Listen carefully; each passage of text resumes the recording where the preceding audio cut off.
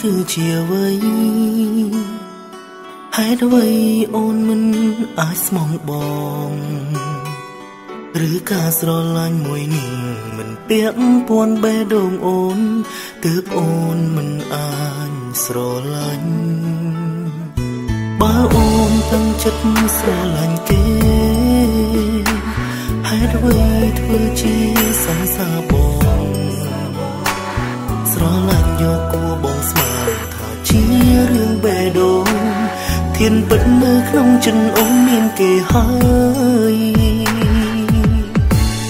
បើសិនជាការស្រឡាញ់មួយញញគ្រាន់តែយកគួរហេតុអ្វីអូនដាក់សំណួរឲ្យបងស្រឡាញ់ធ្វើអ្វីព្រោះគ្រប់ទង្វើអូនឲ្យបងស្រឡាញ់ស្រីហើយគិតថាស្រីអូនក៏ស្រឡាញ់បងដែរអូនស្រឡាញ់គេហេតុអ្វីអូនមិនប្រាប់បងអូនស្រឡាញ់បងគឺដើម្បីតែស្គាល់គេជ្រុលខ្លួនធ្វើមនុស្សស្មងមិនចង់លះមងស្នេ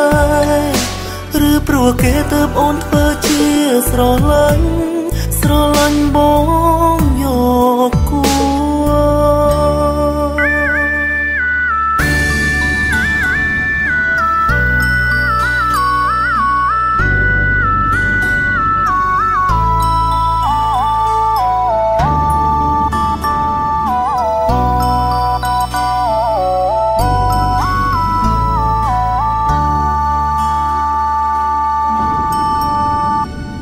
តើការស្រឡាញ់គឺជាអ្វីហេតុអ្វីអូនមិនអាចស្មងបងឬការស្រឡាញ់មួយនេះមិនពាក់ព័ន្ធបេះដូងអូនទើបអូនមិនអាចស្រឡាញ់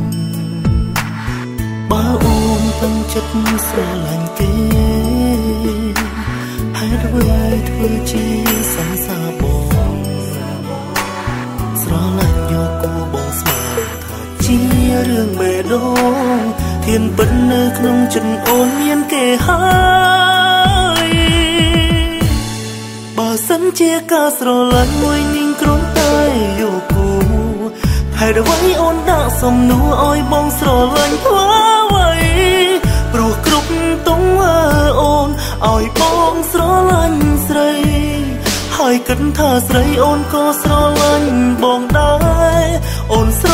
ឡាញ់គេហេតុអ្វីអូនមិនប្រាប់បងអូនស្រឡាញ់បងគឺដើម្បីតែស្គាល់គេជ្រុលខ្លួនធ្វើមនុស្សស្មងមិនចង់លះមងស្នេហ៍ឬព្រោះគេទើបអូនធ្វើជាស្រឡាញ់បងយកគួ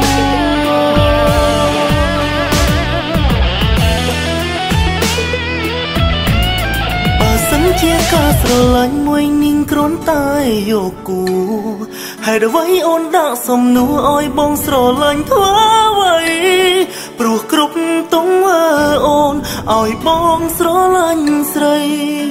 ហើយគិតថាស្រីអូនក៏ស្រឡាញ់បងដែរអូនស្រឡាញ់គេហេតុអ្វីអូនមិនប្រាប់បងអូនស្រឡាញ់បងគឺដើម្បីតែស្គាល់គេជ្រុលខ្លួនធ្វើមនុស្សស្មងមិនចង់លះមងស្នេហ៍ឬព្រោះគេទើបអូនធ្វើជាស្រឡាញ់បងយក